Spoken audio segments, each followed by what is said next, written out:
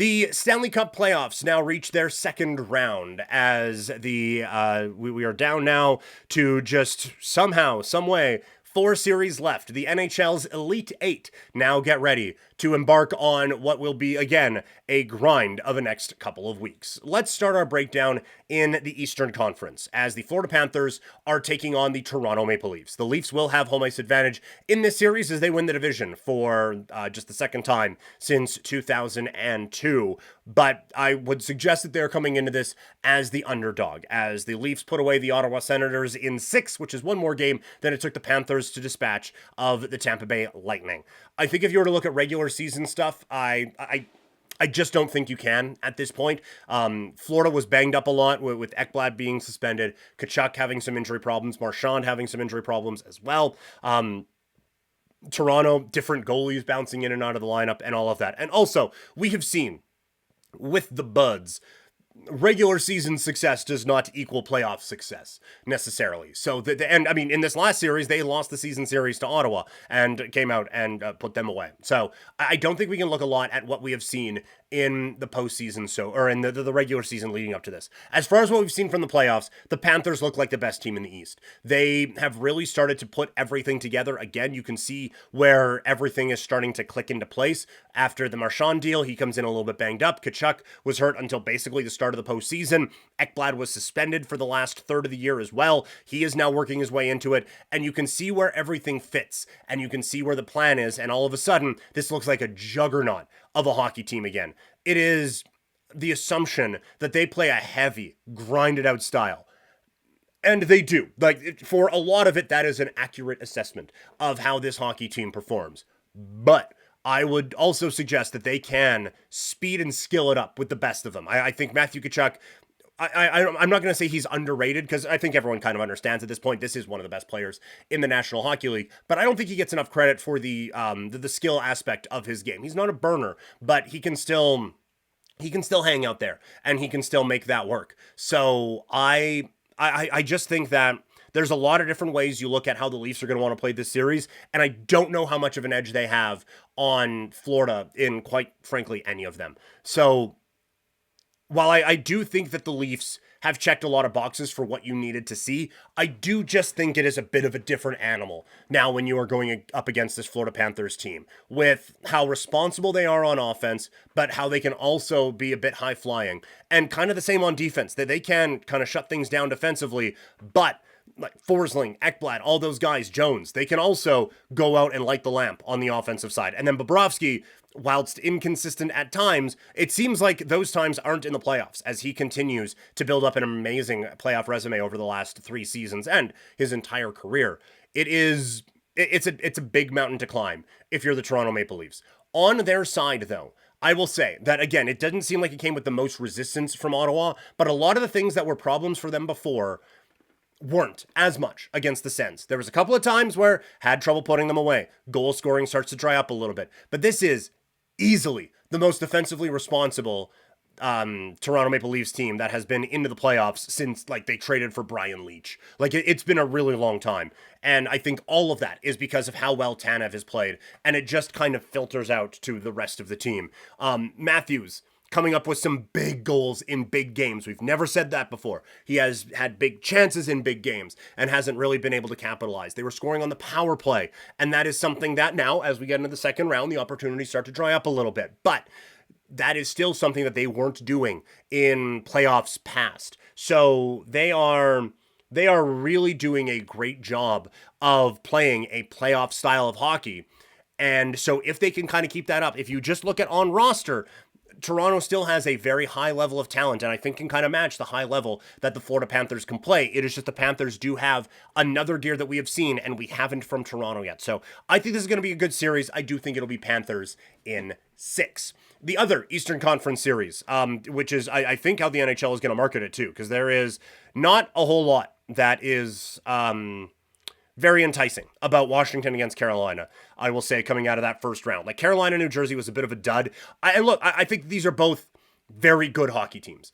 And I do think kind of once of that Carolina-New Jersey series kind of goes away. Like, once we see this is going to be a series that's going to be a little bit easier to get into. Again, it is Washington with Ovechkin and Dubois and Strome, who are playing so well right now, going up against this Carolina team that kind of turned into a bit of an offensive juggernaut as that series with the Devils went along. They were peppering Markstrom with shots and really creating a lot of great opportunities. So this is, while I said it's a bit of a as you talk about it and as you go into it a little bit further and a little bit more in depth, this does become a very interesting series when you start to break it all down.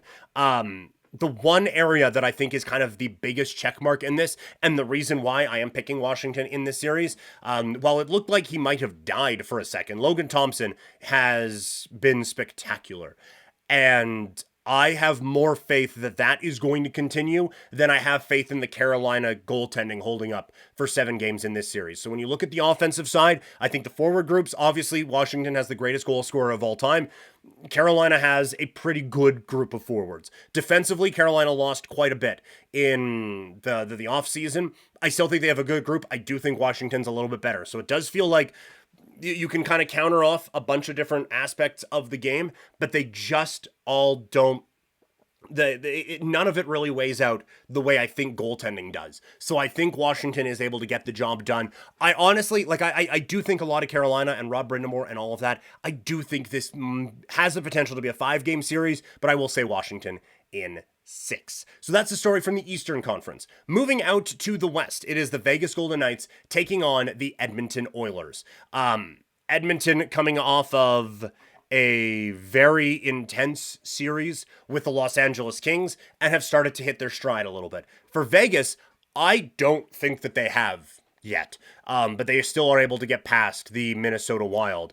And again, let's just break this whole thing down. Looking at the forward groups, obviously, it's such a fun matchup because it's McDavid, Eichel, Draisaitl, Stone. It is kind of these sides match up quite well.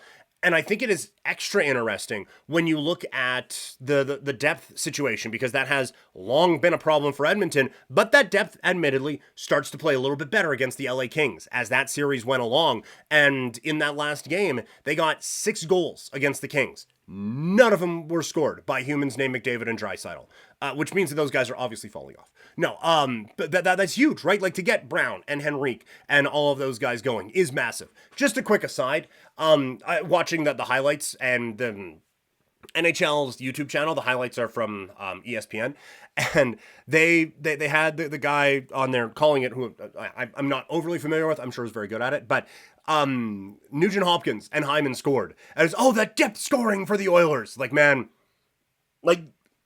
maybe we can't be calling anyone not Draisaitl and McDavid depth scoring. Hyman scored 50 a season ago. Nugent's a former first overall pick. Both these guys are top 6 dudes on their team. That's not what we have in mind when we're talking about the depth scoring for these guys. If that were the case, then every player on the Flames was depth scoring this year. These are guys who play in their top 6. We can't be doing that. So that's just a quick aside. On the Vegas side, the high-end guys haven't really been scoring. The depth has been able to step up, but that does not seem sustainable at all. And if Vegas is going to win this series, we have to be talking about Eichel like he was the best player in it.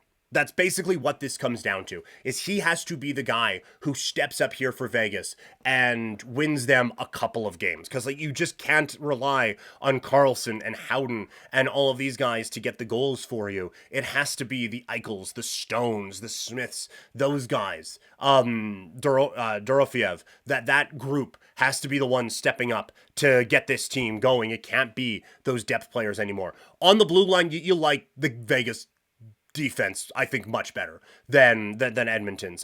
Bouchard, Nurse, they can be all over the place. They have obviously been discussed quite a bit, but you look at what Vegas can trot out there on that blue line, and it's exceptional what they have. So they get a big check mark there, and then you feel better about where they're at in goal too, with Adin Hill.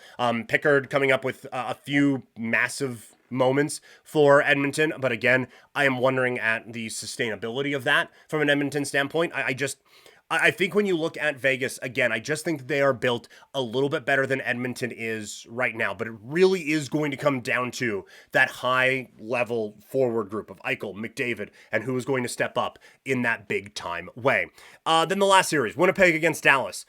Look, if that first game is just everyone dragging ass and it's a 1-0 whatever, no one's going to complain because of what these two teams just went through in Game 7 over the weekend. An incredible showing from both sides. I think a massive part of this is the health of Scheifele. He was at another level when he was healthy in that series for Winnipeg against St. Louis and really making everyone around him better. And when you look at how the stars stack up down the middle, if Scheifele isn't there, then, bless them for what they were able to do against St. Louis, but this Stars team is significantly better than the St. Louis Blues. And again, I don't want to take away anything from the amazing win that Winnipeg had in that series, but I think the other 7 teams in the West would have dismantled with St. Louis in 5, right? I don't think the Blues did a lot to push Winnipeg into that area. I don't think it took a whole lot of pushing to get Winnipeg to be thrown off of their game. And now when you look at the high level that Dallas can play with Rantanen going, Hintz, who had a bit of a rough one in Game 7, but had a really good Game 6, Wyatt Johnston is getting rolling again. And then you look at the goaltending matchup. Ottinger, we know how good he can be in these big situations. And we know what Hellebuck can be in these situations as well. Now, maybe that win is enough to just level everybody up. But if Scheifele isn't there, I don't think the series is close. If Scheifele is there, I think it's a little bit closer. And I think it is a battle. But seeing those last couple of games and seeing Dallas really get rolling, this is a team that everyone should be deathly afraid of in the Western Conference now. So I am going to stay, I guess I didn't make a pick. I'm going to say Vegas in 6, and I'm going to say, man, this seems really dismissive, and I am so sorry, Winnipeg fans. I'm saying Stars in 5. I just think that they found something against Colorado, and while Winnipeg also found something against St. Louis, I think that it is more impressive finding it against Colorado than I do finding it against St. Louis. So I just think that there is a little bit of a gap between what these teams can do this time of year. So that is the preview of the second round of the NHL playoffs.